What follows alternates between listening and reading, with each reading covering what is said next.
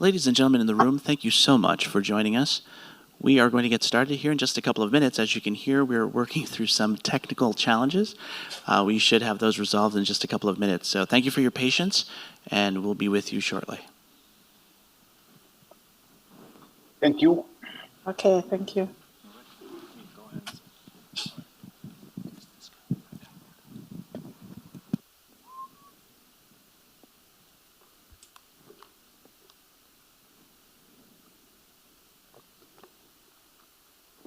Good. All right.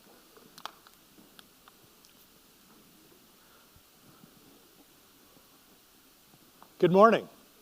Good morning and welcome. And to those of us joining us outside of this room, depending on what time of day it is, good afternoon, good evening, in addition to good morning.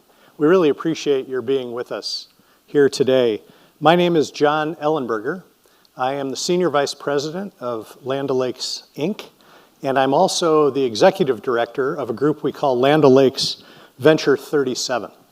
I'm very pleased to be here this morning to represent the member owners of Land O'Lakes, a farmer-owned agribusiness cooperative, and the hundreds of staff that we have around the world who are engaged in our international development activities through our Venture37 organization, a group that's been doing international development work around the world for more than 40 years.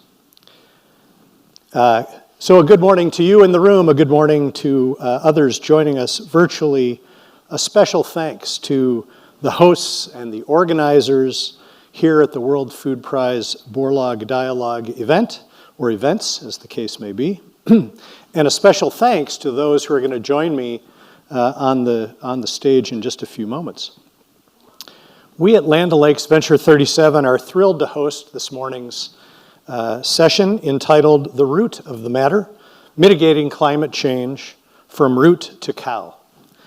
This event continues Dr. Borlaug's lifetime of work dedicated to feeding a hungry world through research and technologies that advance through the science of agriculture and advance the science of agriculture.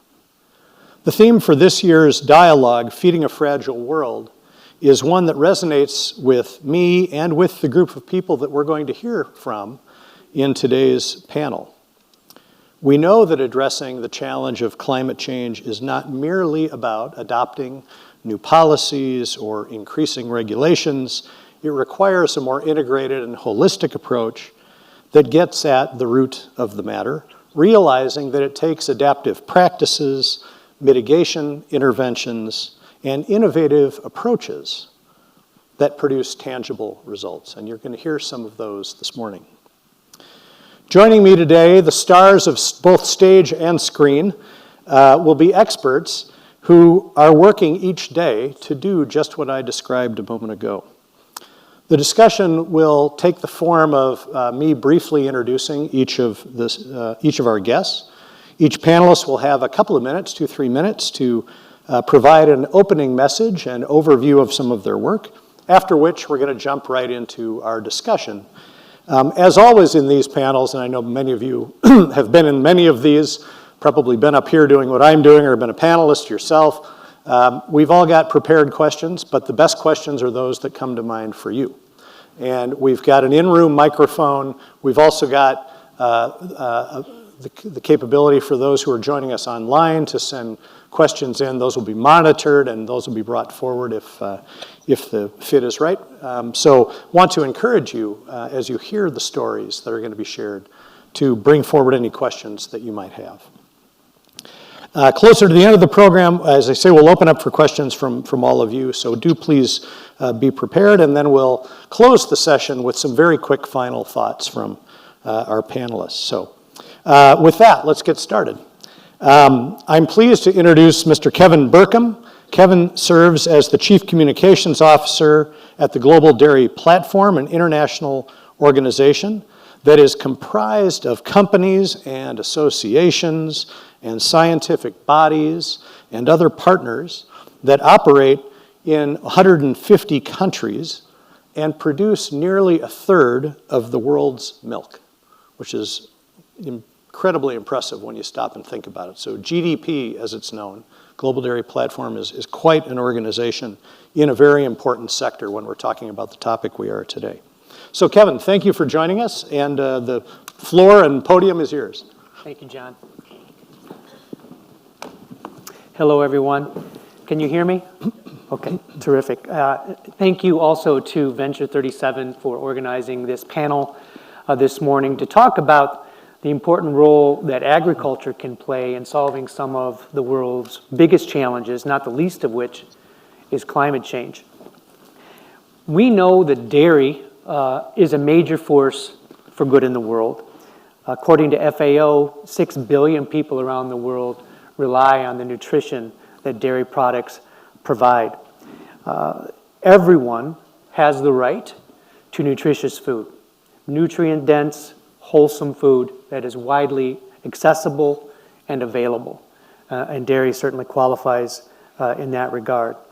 New estimates indicate that 1 in 2 children worldwide and 2 in 3 women worldwide have at least one micronutrient deficiency, and many have multiple deficiencies. Healthy diets, including dairy, can help combat and protect against some of the worst diseases that exist: malnutrition, cancer, diabetes, heart disease, etc. In addition to the nutritional benefits of dairy, the dairy sector also supports strong economies and economic growth. Resilient economies that can oftentimes transform the lives of individuals, of families, and of communities. Just a couple facts to support that. 600 million people live on dairy farms around the world. Another 400 million people rely on the full-time jobs that the dairy sector provides. There are approximately, again, according to FAO, 133 million dairy farms around the world. 37 million of those are led by women. Dairy provides 240 million full-time jobs, 80 million of which are held by women. So that's just some of the good that dairy provides. However, we know that dairy, like really all sectors, has more work to do when it comes to our impact on the planet, which is why the global dairy sector launched Pathways to Dairy Net Zero last year during the UN Food Systems Summit. Pathways to Dairy Net Zero is the first climate initiative of its kind in agriculture in terms of size and scope. It brings together dairy farms of every size and of every type, and includes companies up and down the dairy supply chain. Since its launch, we have approximately 140 governments and dairy organizations that have joined the effort, including all 10 of the top of the largest dairy companies in the world. Collectively, supporters of this effort represent nearly 40% of global dairy production. By optimizing productivity, reducing emissions, our efforts today can help safeguard nutritional security and sustain 1 billion livelihoods for tomorrow, while helping secure a future for all of us. I look forward to being a part of this important discussion today. Thank you.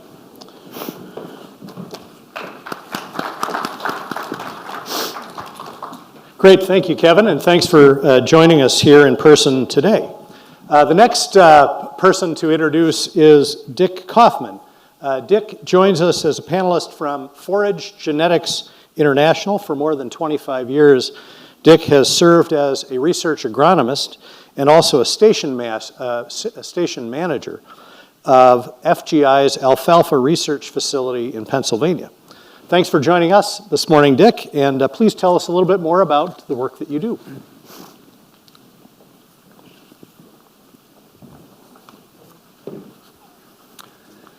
Well, hello, friends. So most of my remarks today let me back up. My experience has always been with alfalfa as the queen of forages, but some of that translates over into other forages as well. Around the world, most dairy farmers are feeding their dairy cows. At least 50% of the diet is forages. We know that high-quality forages fed in high quantities is generally the least cost, and cows perform exceptionally well. And the need for supplemental grain is reduced if the high-quality forages in sufficient quantities are fed. In Kenya, dairy farmers are faced with challenges. And I'll categorize them into three sections. First is seasonal availability. During the rainy season, forages are adequately available. They tend to be low quality. In the dry season, forage supplies are diminished, and again, the quality is low. The quality of the feed is affected by harvest management, and so when forages, especially forage grasses and alfalfa, are harvested at full maturity, we know that the lignin content is high and the quality is low. So one of the challenges in Kenya is to help farmers understand that harvesting at an earlier stage of growth will certainly have a tremendous impact on the digestibility of those forages. Then the third area is inconsistent feeding, because dairy farmers in Kenya traditionally have not stored feed for those dry periods, unlike here in the US, where it's just a given that we need to store feed for dairy cows over the winter when we're not producing anything. And so during those dry periods when forages are relatively lacking, cows don't get enough feed. And in those cases, adding supplemental commercial feed may be tried, but when the forages are of low quality, the grain that's being fed is used mostly for maintenance. And so they don't really get a return on that investment of grain.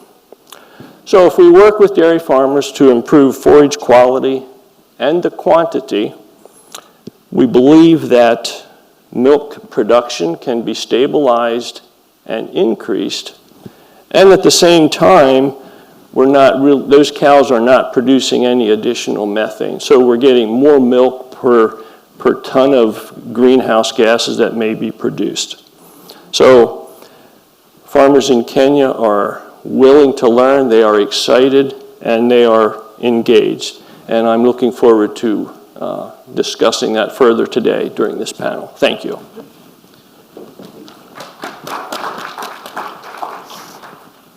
Thank you, Dick. And thanks again for joining us. Before we bring in some of our panelists from a different part of the world, we'll stay here in the United States, and I'd like to welcome Corey Scott, who will join us virtually. Corey is part of Land O'Lakes Venture37, and she'll tell you a little bit more about that organization in a moment.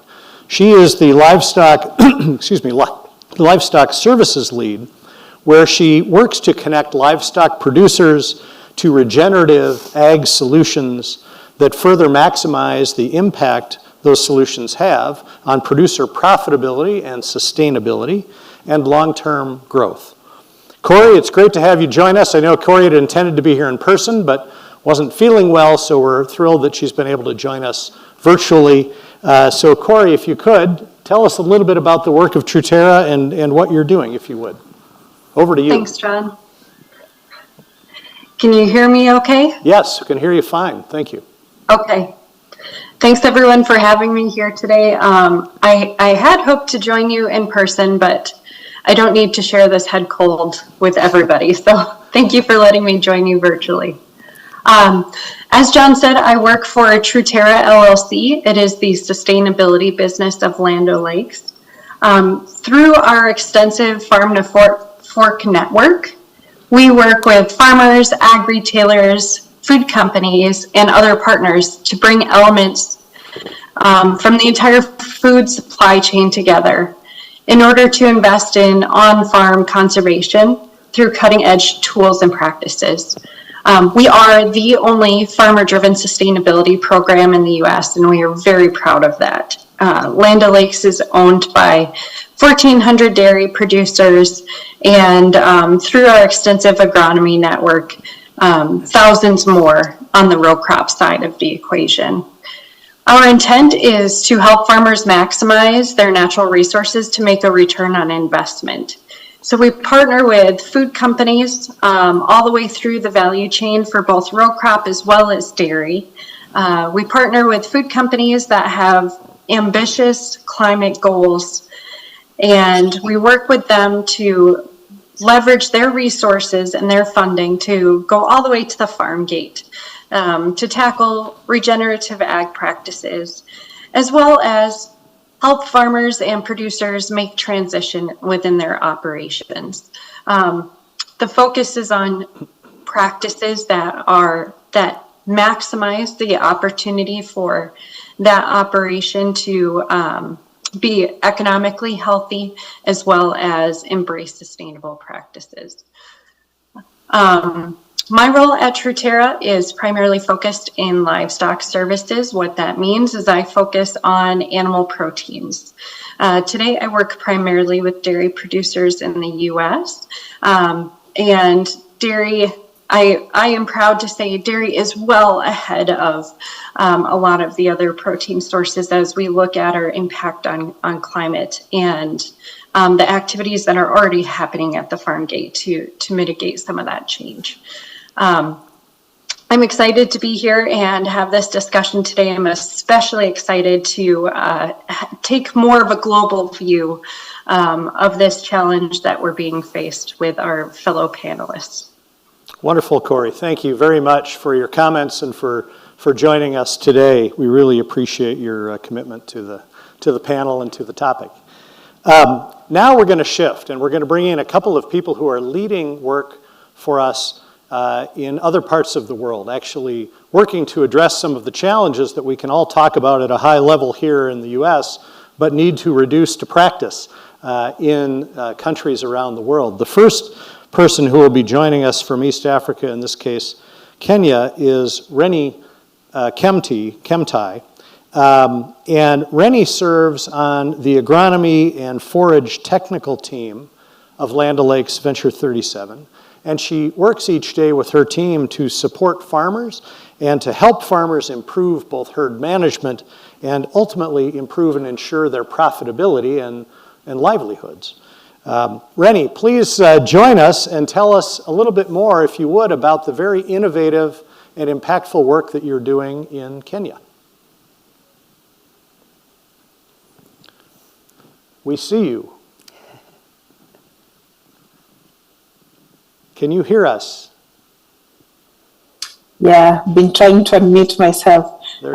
Thank you so much for having me in this discussion. I'm also excited to learn more about everything in dairy and the relationship in climate and everything.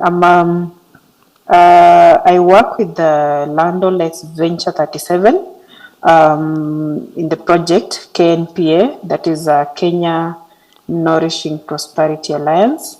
And in the project actually works with dairy farmers, and the main work we do is we actually look into just having farmers having enough forages throughout, just being resilient to the local forage system that will provide year-round access to high-quality animal nutrition, look into the function of forage markets that will benefit the small-scale producers, particularly women, so that it can enable them to increase their own production and income at large, at the same time as they continue producing these good quality forages and crops at their farms.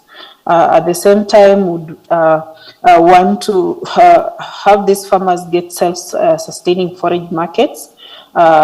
This is to particularly help eliminate this forage deficit that they face every now and then at all levels, be it nationally, regionally, and even locally, so that the cow can eventually have high quality forages The project actually works with 15 sites.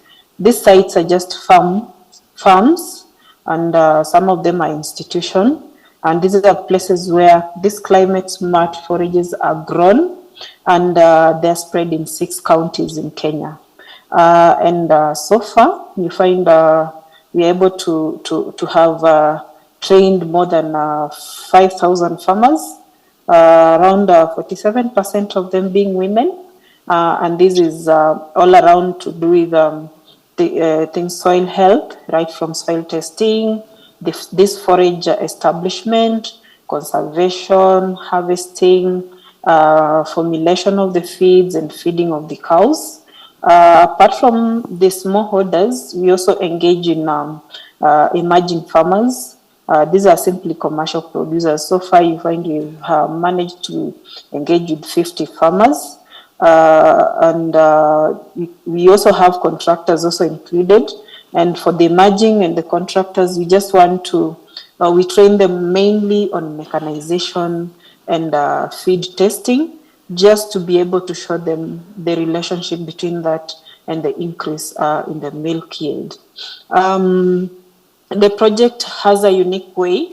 In a way, we're working that we work with the alliance or in alliance model, which brings together these private sectors and the private sector partners that get involved in the whole value chain of dairy.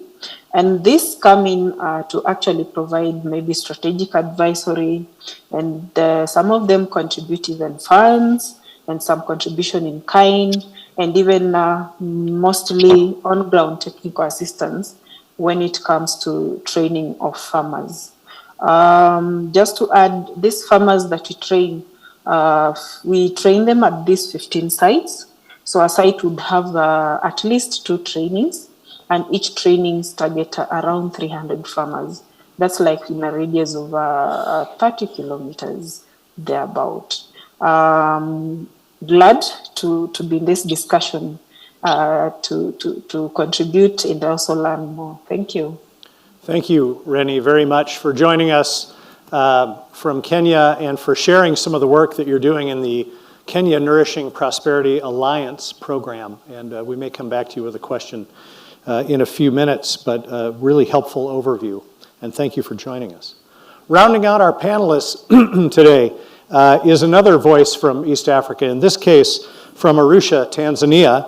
And Joaquim Balakana is going to join us. Balakana, as he's known, is an animal scientist with nearly 25 years of experience in the Tanzanian dairy sector. He serves as the national coordinator for the Dairy Nourishes Africa program.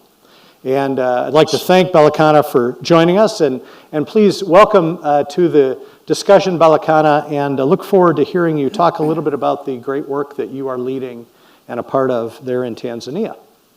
So over to you, sir. Thank you very much, John, and good morning to people in US, and good afternoon for those who are in the other part of the world. Yeah, thank you, John, for having me in this discussion today. I look forward to share some experiences with panelists and other people in this room. As John mentioned, I'm talking from East Africa, basically Arusha in Tanzania, and leading the number of projects, which one of them is using the DNA approach, and the DNA stands for Dairy Nourish Africa, which is a GDP, which is a GDP-led approach, and we have a couple of partners that we have been working together, implementing projects here in Tanzania, including Bains, Land O'Lakes Venture37, and the processors. The project itself is looking on the overall, improving production and productivity from upstream to the processor and then to the downstream. Actually, it is a holistic way of increasing or contributing to transformation of dairy in East Africa. very special project that has been implemented in this part of the world, which during the pilot project we could see a high impact that resonates from the interventions of DNA approach from the production side, which we talk about the farmers, smallholder farmers, and also from the processors side, who are mainly the off-takers of milk from the smallholder farmers, and the process into milk and milk product that reaches to the resource poor people, particularly those people who are on BOP, bottom of the line. And this project has been, apart from transformation of the dairy industry itself in the country, but we have always embedded dairy sustainability as a key in terms of implementation of this project. And this also is in line with the Tanzania policies around the mitigation to reduce greenhouse gases. This is, if you can see my screen, this is the Tanzania dairy sector contributes to 16% of the national greenhouse gases, which the government has also some commitment to reduce up to 10 to 20%. But also Tanzania after climate smart strategy is to enhance resilience of the impact changes. And the aim is to at least get 60% livestock production services adopting climate-informed technologies by 2026. So with the DNA approach, which I said just minutes ago, is also working on the pathway to reduce direct on-farm emission using dairy sustainability framework. And over the 5 years period, we expect to reach 20,000 farmers who can contribute to reduction of the greenhouse gases emission. I wanted just to explain a little bit on what are the actions that we do in terms of embedding this dairy sustainability on the ground in this DNA approach. One of the areas that we focus on the farmers, we do undertake a number of activities to ensure that we improve production and productivity through optimizing and improving dairy husbandry. Again, instill climate smart agriculture practices for reduced greenhouse gases. These agriculture practices include optimizing also access to forage for nutrition, which has been also touched by the past speakers, which also ensure that we have to scale access to better forage to farmers through links of purchasing of the seeds and also supporting growing forages by the farmers. But also our team on the field is focusing mainly on reducing losses, milk losses. Post-harvest losses is one of the also contributor to the increased production per liter. So we concentrate our efforts towards reducing the milk losses through training on improved milk handling and aging, which also contributes to less emission per liter consumed. But also we have a number of activities around the soil and manure management to ensure that they reduce greenhouse gases vented to the atmosphere. On processor side, we also optimizing operations to ensure that the efficient use of input for sustained reduction per liter production. Also, we introduce more efficient cold chain infrastructure to reduce the need for using the bacterial counts.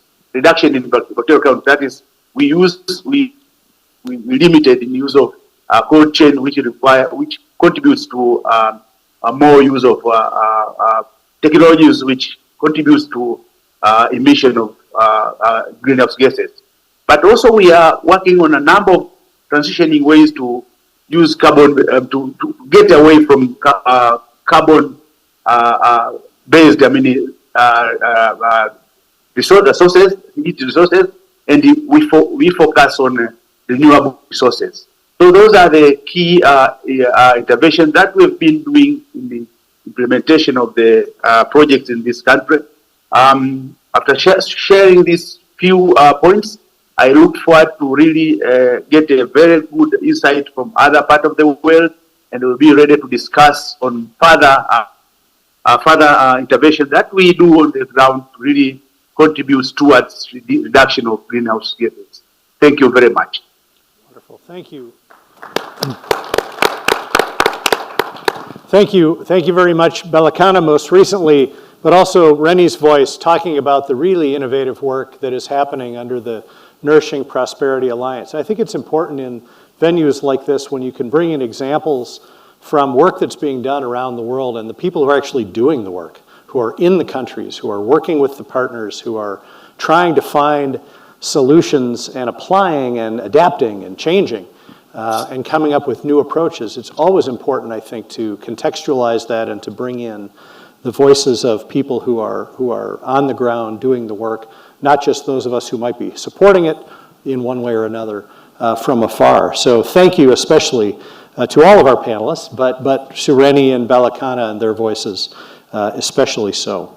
And maybe I can keep it there for just a moment and ask if Rennie or Belakana or both, if I could ask you to maybe just speak for a moment about what does climate change look like where you are? How has climate change, how does it show itself in the parts of the world where you live and work? What are you seeing as some of the effects of climate change that you're working to improve or move in the right direction on? Rennie, can I ask you to share your thoughts on that question first, and then Belakana would welcome you to pipe in as well. Okay. The main one that we're able to experience currently, especially it is being felt this year the more, is the change in the rainfall patterns. Like most of the country this year and the past few years has been a bit dry. Not even a bit, some has been extremely dry. Like some crops end up failing, some farmers or some household cannot even been able to maybe just plant something and be ready.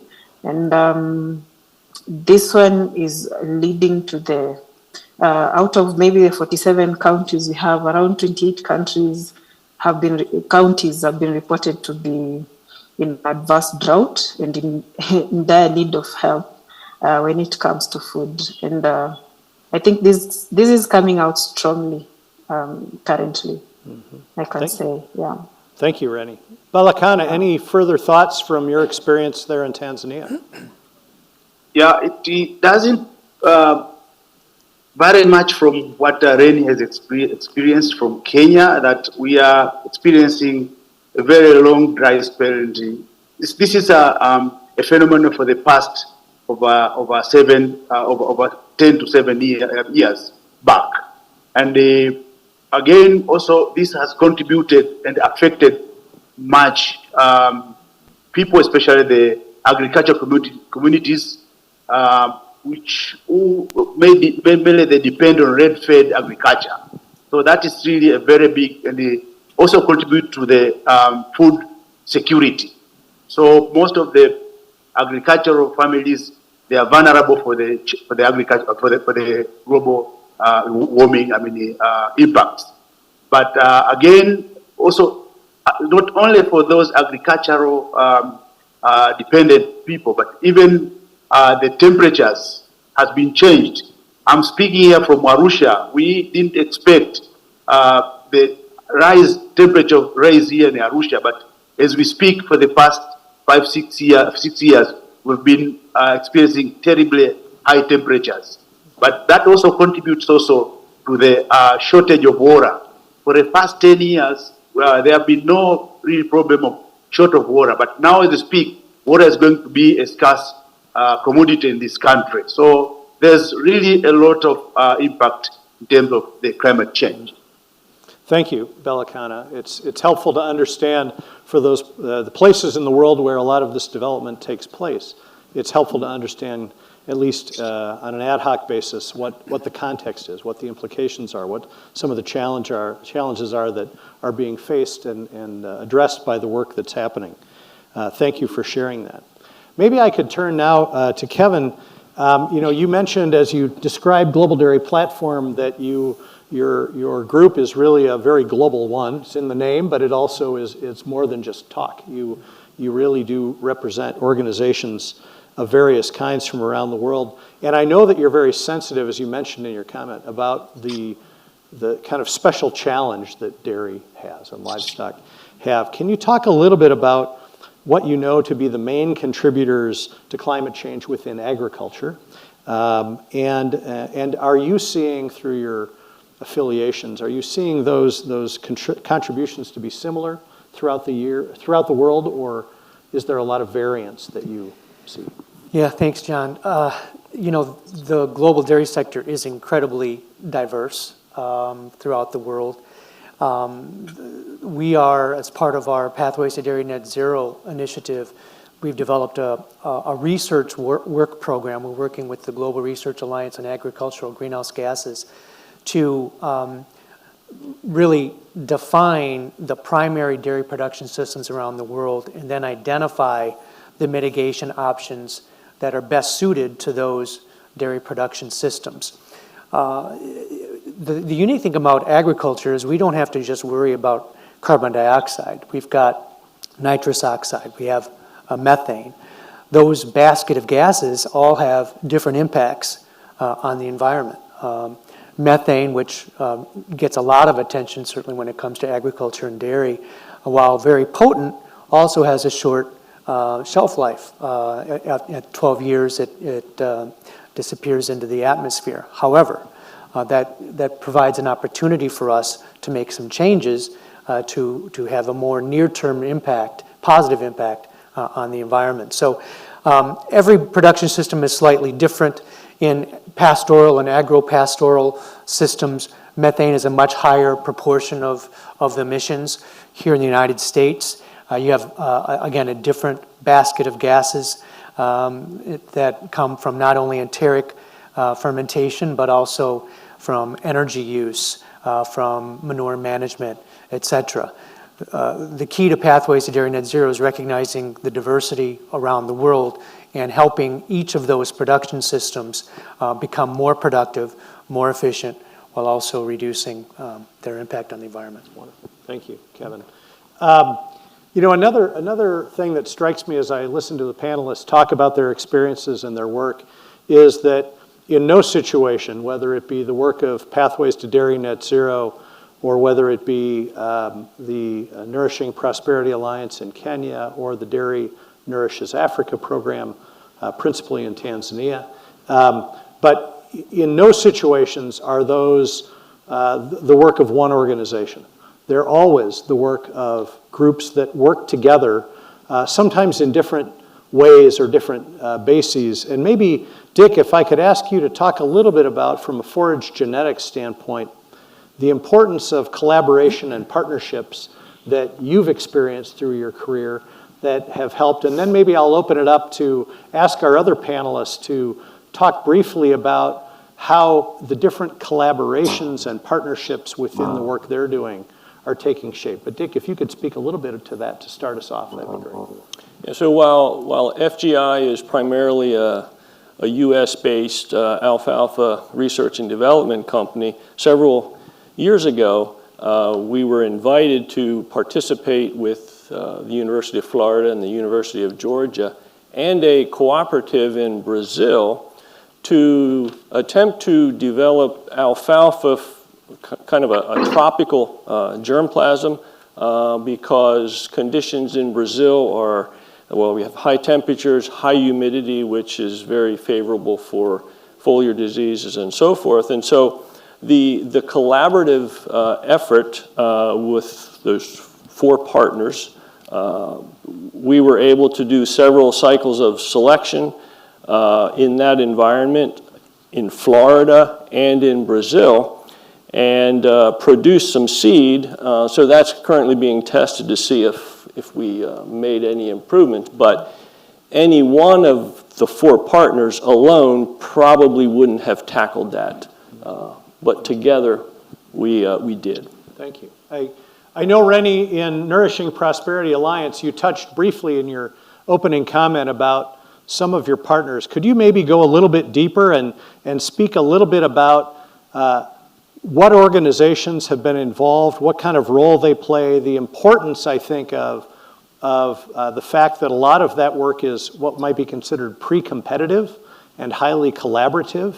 Could you maybe touch on that for your work in Kenya? Okay, are you able to see my screen? Yes. Yeah. That is a slide on the few partners, in the private sector that you are working with together in the entire value chain. Rennie, could I interrupt you and ask you to put it into presentation to make it larger on the screen? Is that possible? There you are. Yeah. I think you're about to click it. That's fine, right? Okay. I think that gives a brief indication of the partners you're working with and at different levels. If I begin at the very first point, at the initiation point, where we have the input supplier, where we have private companies like Kiara coming in with the soil testing services, providing fertilizer inputs and the technical support when it comes to soil health. Advanta is a seed company coming up, and this one provides the improved forage seeds in terms of sorghum and the pearl millet. We also have the Kenya Highlands seed coming in with the Lucerne seeds and also the technical advice too.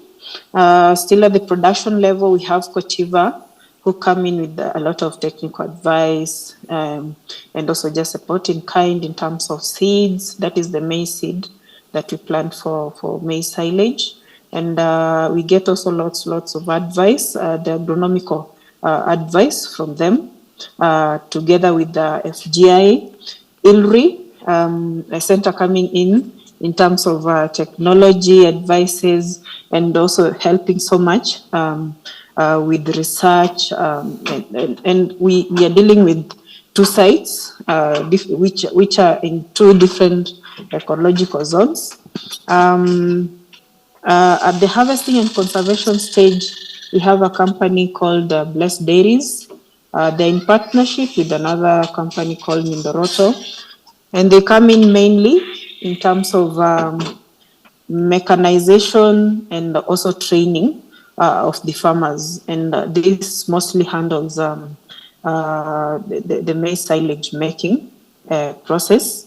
And then we still have the storage point and the transport, and we also have Cotiva, FG, and Blessed Dairies coming in. And then the off-take market, that is for the farmers' produce.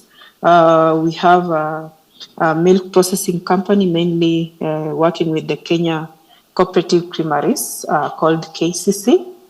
And right now, we are extending it this coming season to another processing company called Royal Seed, not Royal Seed, the Royal company that gets milk from one of the biggest also milk cooperative society in Kenya. Also in terms of soil, we still have the soils. We have crop nuts coming in terms of soil testing and also the forage testing. Still also having the KCC as the offtake market and also the extension services. So here we mainly get the soil and also the forages that we harvest at these particular sites to be tested at crop nuts. And currently also developing a testing site at ILRI, also just to make it more easier to have the testing of forages and the feeds for more easier and more, maybe so that we have more farmers maybe accessing such a service and easily available. Currently, it was only crop nuts. There are other areas that are available, but does do in a very minimal way. And then at the very end, we have the rationing of feeds. So at this particular project, when these forages are ready at the sites, this is where I am personally involved in every day's activity. I have to make a feed formulation and then select like 2 cows in a particular site out of the 15 sites. And then at every site of the 15 site, when the feed is ready, I do a formulation, and then I feed 2 cows for a period of like 3 weeks, and be able to observe the changes in both production and also the emissions, which we can only get from how the milk comes in. And then here we have companies like Unga. Unga is one of the biggest company selling feed concentrate in the country. And currently Kenya is one of the countries that is most hit by the rise in prices of the raw materials for the feed concentrate. So Unga has really been helpful when it comes to such a stage. I hope I'm clear here, unless there's a question again. Yes. No, that was very clear, Rennie, and very thorough in helping us understand, I think, the depth of partnerships and collaborations that it takes to make changes of this type. And again, I love hearing the voices of people who are doing the work in some of the more challenging parts of the world, in this case, Kenya. You heard Balakana earlier talk about the challenge in Tanzania of working with various sizes of dairy producers to help them, first of all, drive demand, second of all, and really emphasize the importance of nutrition, second of all, helping them, these dairy processors, thrive as businesses. So help them to learn how to be better business people, more successful in their work, and then doing all of that with an eye towards finding partnerships that are allied with producers, the dairy farmers in this case, who are the suppliers for the milk processors, the dairy processors in Tanzania. So a couple of really good, deep and rich examples, I think, of how specific actions can be taken in some of the lesser developed parts of the world at this point. But the same idea applies in the world's most advanced markets. And Corey, so if I could turn to you for a moment, and you know what we're really talking about through all of these examples is how do we help farmers around the world be more aware of and ultimately adopt practices that will yield more production per output of greenhouse gas or whatever. And for farmers anywhere and everywhere in the world, that behavior change is not easy. And farmers everywhere are concerned about profitability, concerned about their ability to make smart decisions, not just for the environment, but for their enterprises. And so, Corey, I know that you are running into this challenge within the United States with U.S. farmers. So can you talk a little bit about how you're helping to guide them towards and incent them towards these practices that we know to be effective and for the environmental benefits they bring? Sure. First, I want to compliment the system that Rennie is working within. The depth and full comprehensive approach that they're taking is impressive. So we are absolutely experiencing it here in the U.S. where efficiency is a priority for our producers, and with efficiency, typically profitability. And so what we've learned is that with many of the regenerative ag practices that we're talking about, and I'm going to talk specifically about soil health, but I think this probably applies across all practice change, is that that transition is different for everybody. The journey is different. And what we're finding is operational drivers are the best way to make entry into making change. What I mean by that is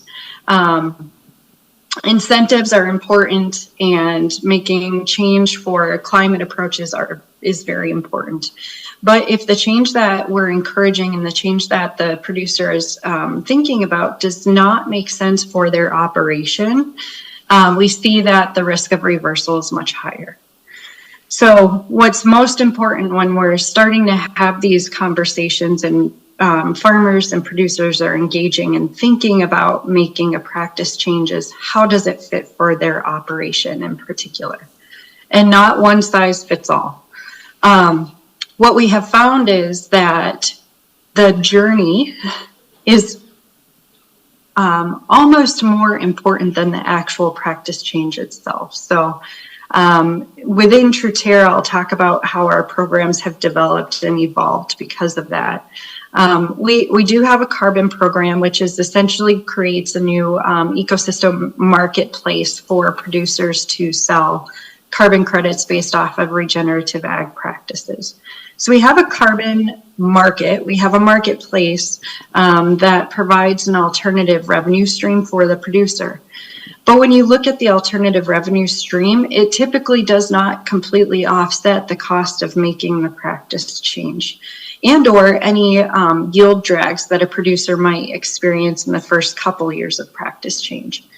So what we've done is we've evolved to create a program that is more long-term, that allows the producer to explore practice change, make incremental changes over time, and essentially take the time to make tweaks to the work that they're doing to get them to the point where they have made the practice change eventually and can participate in the marketplace. In that transition program, we call it market access. What we've done is we've paired the interest of a producer with making a practice change with incentive from some of the food companies and multinational companies that have major regenerative ag goals.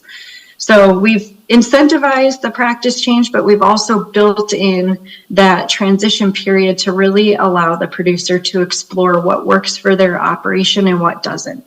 And we're finding that that's critically important to ensure that the practice change is long-standing and that we kind of remove that risk of reversal in the future. Part of all of that is education. And I don't want to say just education, I would say engagement. So understanding what works for a producer and what doesn't, and being able to carry and scale those messages for other producers is critically important. To support that, we have partnered with our agronomy retailers for conservation agronomists and other expertise in the field to have that daily conversation with the producer to think about how their operation works holistically and identify what makes the most sense for their operation specifically. Wonderful, Corey. I think I'm struck as we hear these examples that though the situations and the contexts are different, the ideas are the same.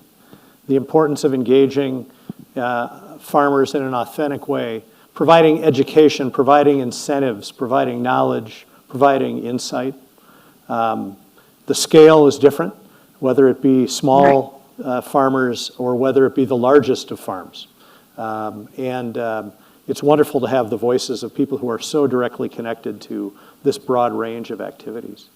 I want to pause and see if there are any questions that anyone has in the room or online for any of our panelists. You've got a wonderful opportunity to talk with people around the world. So please, there's a question here in the front. There's a microphone up there if you would.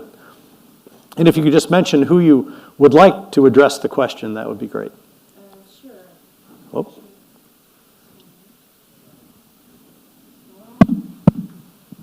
We're coming. You can just repeat my question. We can do that. Here he comes. He's coming around you. There we have it. Great. Hi, my name is Sanne Stroosnijder. I work at Wageningen University in research. And well, thank you all for the excellent presentations. Very impressed by the full supply chain program that has been presented by Rennie, but also by your talks. At Wageningen, we work a lot on food loss and waste reduction. I was wondering, I hear a lot of references to productivity improvements, and I was wondering whether that includes gathering data and monitoring losses, especially losses that occur at farms, which are significant as far as we can tell, but there is still a huge data deficit. And I was wondering whether this is, depending on which panelist feels up for it, whether this is also part of your strategic program. I see. Thank you. Anyone want to take a crack at the importance of data collection and focus on preventing of loss instead of only productivity improvements? Thank you. Thank you. Anyone care to take a crack at that? Dick. Well, so one of the things that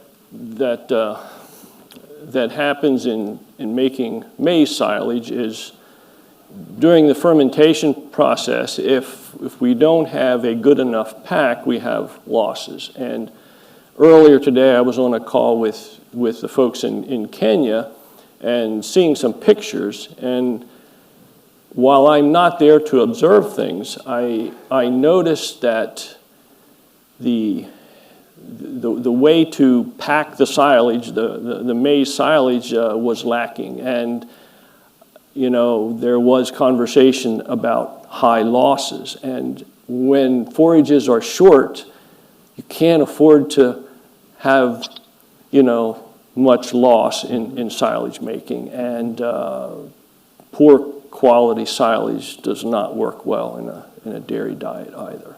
Belakana, if I could ask, wondering if you might have a comment to make about the dairy work that you're doing through Dairy Nourishes Africa or other experiences that you've had that are to the point about loss mitigation and measurement. Thank you, John. Yes, from different projects that we've been implementing, including Dairy Nourishes Africa, we've been really working very much in terms of collecting data and trying to see how this data compares on the productivity, because that is very, very important to really gather data. Based on those data also, we are now working on to compute what are the percentage of the greenhouse emission that reduction has been caused by the project. So it's something which, in this project that we are implementing, we are also collecting data, although there are different methods of measuring the data, but we still work on the most simplest way to work on those metrics. But with the prevention of losses, yes, we have been working with processors. And for example, I can cite an example where there was a high level of milk rejection, which also contributes to production and productivity. And as I mentioned in my presentation, that we work around training farmers on increasing milk hygiene and milk handling. We had a couple of interventions around that one, and we've been able to record minimal level or percent of reduction in the DNA project. So this is a work that is ongoing, and every project we try to see how we can include much data collection to inform on the progress in terms of greenhouse gases emission, what are the metrics that we are contributing to, but also trying to reduce losses at different levels, from farm level, from the aggregation level, and even to the processor level. So it's something which is embedded in these projects that we implement here in Tanzania. Thank you. Thank you very much, Belakana. Thank you for the question. I want to be respectful of your time. An hour for a session like this goes by very, very quickly, and we've reached our time. I want to thank all of you for participating. A few of us will be milling around here for a moment or two, so if there are additional questions that you'd like, we'll certainly do our best to field those. But thank you for your engagement. Thank you especially to our panelists from around the world and here with us. I love the diversity of perspectives that were brought to bear this morning and really appreciate their willingness to contribute their expertise and thoughts. Thank you very much. Enjoy the rest of the dialogue. Thank you.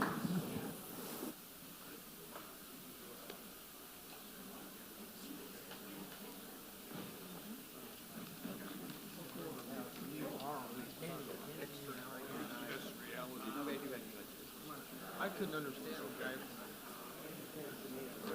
I thought he had.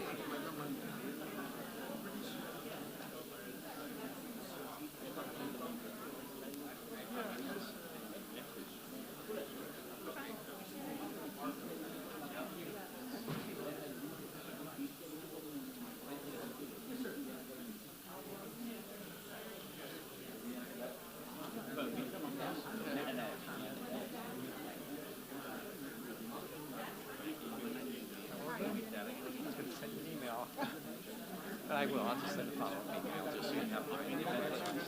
Yeah, and I'm looking forward to some additional discussions. Yeah, that sounds good. Lucky to run into you in the way, but you're at the booth. That's what you're at the event. Yeah. And that's why I'm here too. I'm like, oh, God, so long. Yeah, that's true. Free connections as well, okay? This was cool. Were you in a session? I was.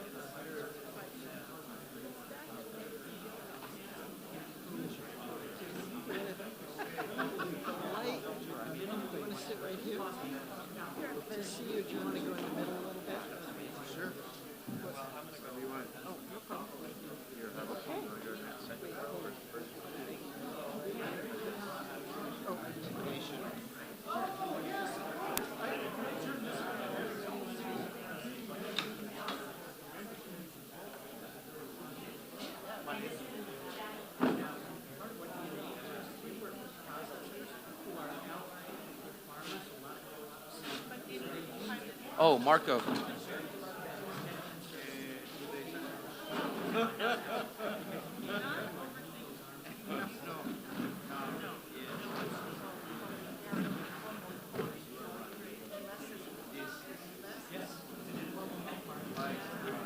One, two. Check, 1, 2. Hey, hey, good morning, good morning, good evening. Good. How are you doing? I'm doing You hanging in there? hanging in. All the work was done ahead of time. Well, actually, Check, 1, 2, 1, 2. Check, 1, 2. I have my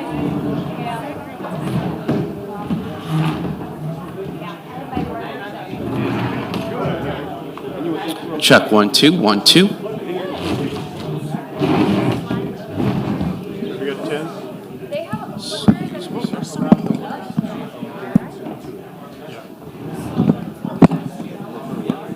Ma'am? Yes. That'll work. There Good. is a So confidence Dan, you'll be here. right there. Oh, fabulous. I'm gonna mute it at the board. I left it on, so when I see you grab it, I'll. Do you want a break? In the middle of the seat, and we put the podium in the middle of us. Hey there. How are you, David?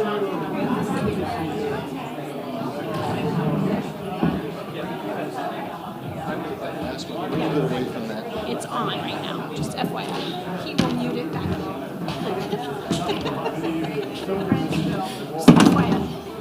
Okay, I like that. I feel like I'm on that. So there's your, can't see your PowerPoint. Yes.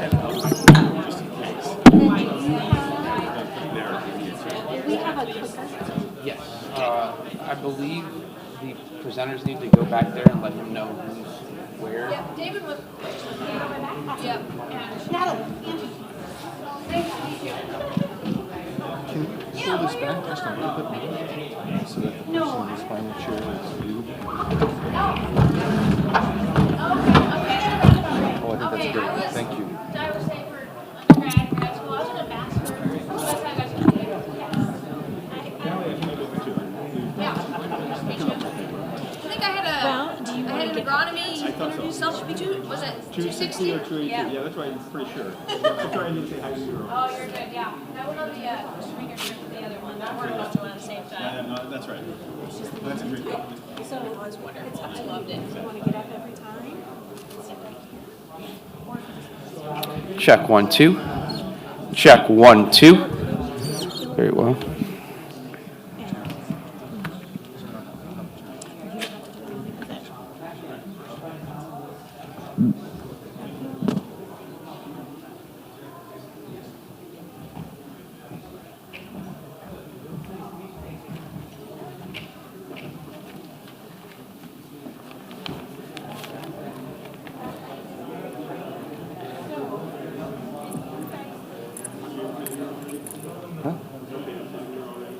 Yeah.